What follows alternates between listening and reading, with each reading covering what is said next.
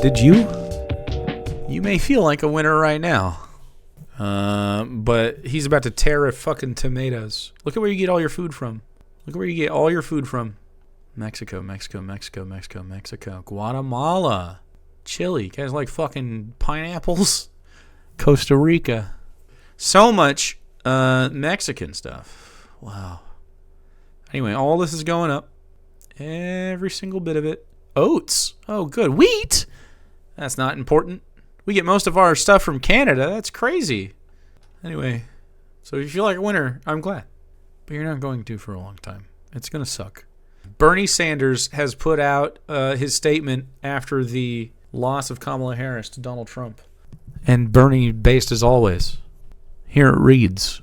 And I can't do a Bernie Sanders, so I'm not going to. It should come as no great surprise that a Democratic Party which has abandoned working class people would find that the working class has abandoned them. Bars. Fucking bars, Bernald. Bernald Sanders is absolutely right. We looked at it. Economy, most people. Immigration was up there too, which is crazy. But it wasn't really the most important one was economy, 32%. Most people that worried about immigration were right wing. That's it. State of the democracy was bigger, and that was for the left, but it wasn't big enough. It wasn't enough. We were worried about democracy. People were not worried about democracy on the right. They were worried about the economy. A third of people were worried about the state of the democracy. Everybody else was not. They get what they voted for, I guess. And so do we. First, it was the white working class, and now it is the Latino and black workers as well. While the Democratic leadership defends the status quo, the American people are angry and want change, and they're right. Bars, Bernie. Today, while the very rich are doing phenomenally well, 60% of Americans live paycheck to paycheck, and we have more income and wealth inequality than ever before. Unbelievably, real inflation accounted for weekly wages for the average American worker are actually lower now than they were 50 years ago. It's crazy. He's been saying this shit since before 2003 is, I saw a clip the other day of him speaking to a classroom of children from 2003, and he was saying essentially the same shit, except instead of 50 years ago, he was saying 30 years ago. Today, despite an explosion in technology and worker productivity, many young people will have a worse standard of living than their parents, and many of them worry that artificial intelligence and robotics will make a bad situation even worse. And he's right. It is going to make it worse. When they make you work to have a quality of life, and they take away work, and they tell you to still find a quality of life, I mean, they have to reorganize, but they're refusing to reorganize that. We are all acknowledging that human beings do not have to toil at the levels that we had to before. We simply do not have to. And because we do not require toil in the ways that we had to before, we have been scrambling in capitalism to try to find ways for people to have jobs. How many of us, even in this chat, actually have a job that's essential to their community? I hope many of you, but many of us do not, okay? There has not been anything essential to fucking working at a McDonald's, okay? I've worked at some restaurants where I thought, this is a pretty central to the community. This would work in the commune. I've worked at a farm-to-table restaurant before. But this is like, how many of us just fucking work at gas stations or work at a fucking, just some consumer shop where it's just stuff people don't need? Which is fine. We can have stuff we want still in society. But to make people toil and work for any sort of quality of life is crazy. Their situation should be met, and we should be able to do everything we want to do, okay? We should be able to have housing. We should be able to have healthcare. We should be able to have education. People should be able to pursue careers in stuff that's not necessarily chasing a dollar, but chasing just the betterment of this world, this society, the community. Don't you want like more scientists and engineers, even if they're not necessarily, and more doctors and more educators and more artists, more people doing cool stuff than you want like fucking hedge fund managers? Like, who cares? You can still do a little of that shit. I don't give a fuck if you guys want to like have some money and kick it around somewhere, but not if people's lives are at stake over it. We do not need robber barons taking everything while we are there just hoping that one of these corporations gives us enough money to live, which is where we're at. I mean, I work on Twitch. I'm one of us. I'm one of them. I just fucking busk. I busk on the internet. And you guys are kind enough to be like, yeah, I'll subscribe to that guy every once in a while. And I appreciate that. But that's like what it is. This is entertainment. I'm like a bartender with no drinks at all. Let's be real though. This is 100% true. And maybe someday if Hassan gives me a lot of money or something, and starts a network of lefties so that we can actually push back against the right wing a little bit. Where's that George Soros money, baby? Anyway, we should all be able to get together, and I will cook for you, chat. I would cook for you. You can come to my barbecue anytime. Sing us a song. I'm going to read this instead. Today, despite spending far more per capita than other countries, we remain the only wealthy nation not to guarantee health care to all as a human right, and we pay, by far, the highest prices in the world for prescription drugs. We alone, among major countries, cannot even guarantee paid family and medical leave. We suck. It sucks here. It's so crazy because we have a lot of access in America to stuff we like, what you would call luxuries, computers and TVs and PlayStations and all that shit. A lot of entertainment all the time, which is great. I love entertainment, but we have a really hard time meeting our needs. So it's like a grind to get to those, and then when we're done doing that, for most of the people that live, it's like, okay, well now I have just a little bit of time to enjoy my downtime. How many of you got home from work today? We're very happy that I streamed tonight. And we're like, ugh, I get a few hours of this, maybe some video games, maybe some dinner or whatever, and then I got to go back again. This is how it is, right? And I mean, for all of us to certain degrees, like, it just depends on what you do with your life.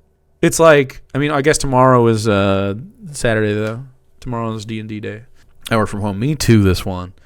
Some of us don't. Some of us live different lives. But either way, it's like, you probably, if you're not doing that now, you remember it.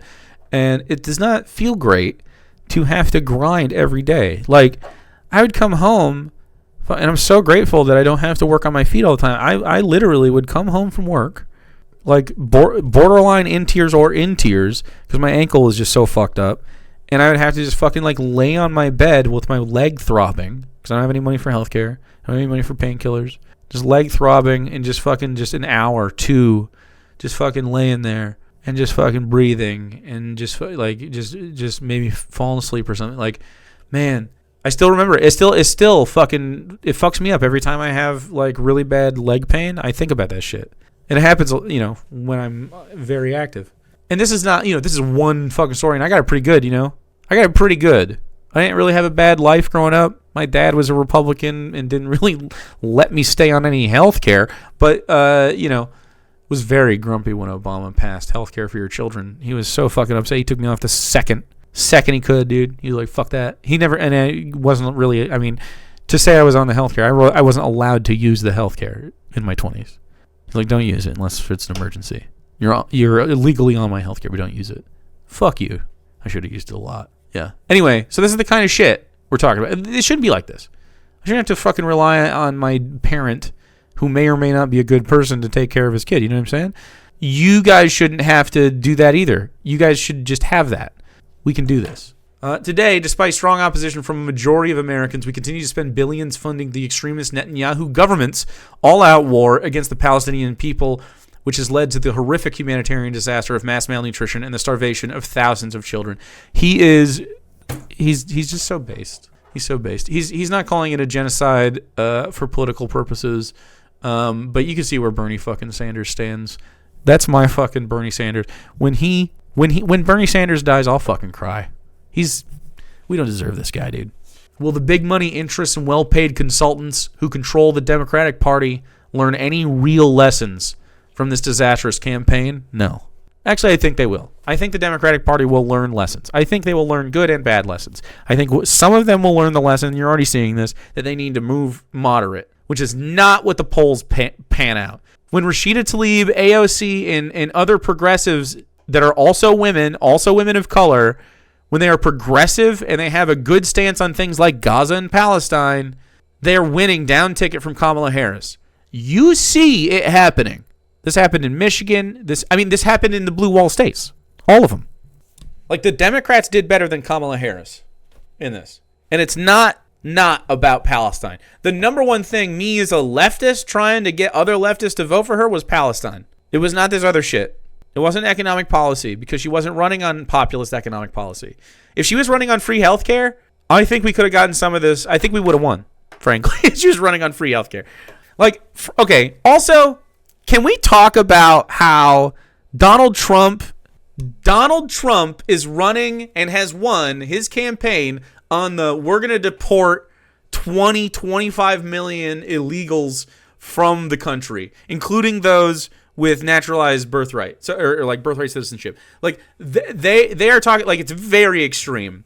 How come when we bring up healthcare, it's how we going to pay for that when this motherfucker is literally on pace to spend trillions of dollars? I'm not making that up. Trillions of dollars to try to do mass deportations when we could take a fraction of that and fund healthcare. You could still deport 10 million. You can still be racist as fuck. You can be Hitler still. 10 million? You can fucking still do that and have healthcare. It's crazy. It's crazy. Guess what? What if we did 0% Hitler and took all that money and invested it in the country? I wonder what would happen. So how come when I say we want healthcare, it's how we gonna pay for that, and when it's hey we're gonna fucking split up families and kill them and fucking black bag them and take them in trucks and disappear them into the fucking desert, that's got a blank check? How come blowing up kids in Israel has a blank check? Make it make fucking sense. How about instead of investing in harming children, we just fucking feed them at school? How about instead of blowing kids up with fucking American bombs out of Israeli fucking tanks and shit, what if we helped them get an education? Huh? What? What we had healthcare? I guess I'm fucking extreme for this. This is extremism. I'm a far leftist for thinking human beings who have health and health problems need healthcare. That's extreme. How? That fucks me up. How has the right wing convinced any of us, that it is extreme to want good things for people? What's extreme is that those things are antithetical to their pursuit of profit and self-enrichment. Wake the fuck up, man. Will they understand the pain and political alienation that tens of millions of Americans are experiencing? Do they have any ideas as to how we can take on the increasingly powerful oligarchy, which has so much economic and political power? Probably not. Thank you, Bernie, for saying probably not there, because the Democrats never fucking learn a thing. Liberals, it's flawed. You don't go far enough. You're pussies. You go too far right. In the coming weeks and months, those of us concerned about grassroots democracy and economic justice need to have some very serious political discussions. Stay tuned. Bernie Sanders, let me in the game, coach. I don't know how to do any of this shit. Tell me what to do. I'll do it. Tell me what to do. This is so fucked. It just does not have to be like this. Meet people's needs. Strife drops. Tensions drop. People's needs go unmet. The right foments hate within them and scapegoats their problems. We need a new fucking party. Bernie could lead a coalition to start a new party even. Let's do it. We do not need the Democrats. He's an independent, but he caucuses with the Democrats. We don't need the Democrats. I'm done with them. I didn't give them any. I bought that hat, which I guess counts. I bought this hat, which I still fucking like, which sucks. This is a cool hat still, but it's fucking dead to me. It's a cool hat. I really like it. Maybe I can take the stitching out. It's fucked. It's over. It's a cool fucking hat. I guess I could just get the Chapel Roan one. The prisons, private prisons went up. Trucking companies went up, and there was a trucking CEO that was like, "Oh, Mr. Trump, we can start pumping, hundreds of thousands of people's in the truck. We can fill them up in the truck right now. All you gotta do is tell me where to be and where it went. We'll do this contract right now. We'll fulfill this human trafficking, literally. Like we're gonna see trucks driving down the highway with people in it, like cattle. I have some ideas on some resistance now. I have some ideas on some resistance. Those are not cheap things. Those trucks. Anyway, there's lots of things that you can do. Yeah, they're monsters. Gonna keep nails in your pocket? Hey, nails? Slowing them down. Jake, take the stitching out. All but har. Har! What if I just kept is? Is? Just is. Off center is. I could keep just walls, honestly. I'm still down with Tim. I was never down with Kamala. That I mean, I'm rooted for her so hard. But like I said, K-Hive till the fucking election day, and then it's fuck you time. And here I am. It's fuck you time. Walls 2028. I mean, yeah, I want a leftist, but I'll take Tim Walz. He's progressive. Balls 2028.